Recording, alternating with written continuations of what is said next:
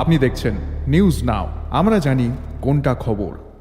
देहरादून में नस्लवाद का शिकार हुआ त्रिपुरा के स्टूडेंट एंजल चाकमा का शव शनिवार को राज्य में पहुंचा। 9 दिसंबर को देहरादून में उसके रंग रूप और चेहरे की बनावट पर किए गए कमेंट्स के विरोध करने पर लोकल बदमाशों के एक ग्रुप ने एंजल चाकमा पर सरेआम धारदार हथियार से हमला कर दिया। 17 दिनों तक हॉस्पिटल में इलाज के बाद उनकी मौत हो गई। पुलिस ने इस घटना में 5 लोगों को गिरफ्तार किया है। एंजल चाकमा के परिवार ने सवाल उठाया कि नस्लवाद का शिकार होकर और कितने बेगुनाह लोग मारे जाएंगे।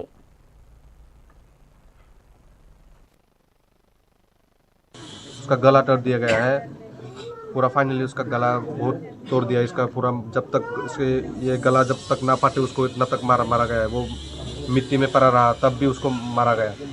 उसका खून उधर ही पड़ा था। मैं जब गया इन्वेस्टिगेशन के लिए मैं भी गया था, उधर खून उधर ही पड़ा था, बहुत खून बहा उसका। इंटेंशन पता चला क्यों? इंटेंशन यही हमारा इंटेंशन मतलब इंटेंशन चाहिए मुझे।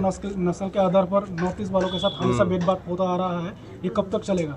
हम लोग सरकार से यही मांग है कि कब तक ऐसा चलता रहेगा। अभी ये नया भारत है जो हमारा सरकार से यही मांग है कि जो है इस तरह से नहीं होना चाहिए। तो एंजल का पिताजी तो बीएसएफ में है ना, डिफेंस जी में बिल्कुल डिफेंस में। डिफेंस का मैं भी सीआरपी में नौकरी कर रहा हूँ। इवन मैं भी ऐसा क्रिटिसिज्म में फील किया। 2 साल में दिल्ली में रहा हूँ, गुड़गांव में। ये हमेशा हम लोगों के साथ ऐसा होता आ रहा है और होता रहेगा।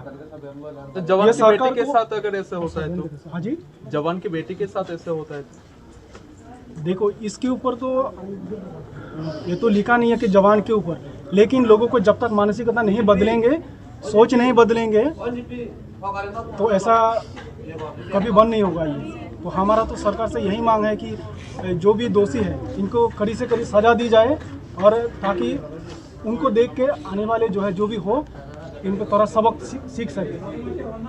हम लोग जब भी नॉर्थ ईस्ट वाले जब भी नॉर्थ इंडिया में जाते हैं कोई पढ़ाई के लिए कभी काम के लिए, तो हम लोग हमेशा इस तरह से भेदभाव होता आ रहा है। हम लोग कब तक सहन रहे? अभी तो सेंट्रल में भी केंद्र में भी बीजेपी सरकार है, यहाँ में भी बीजेपी सरकार है।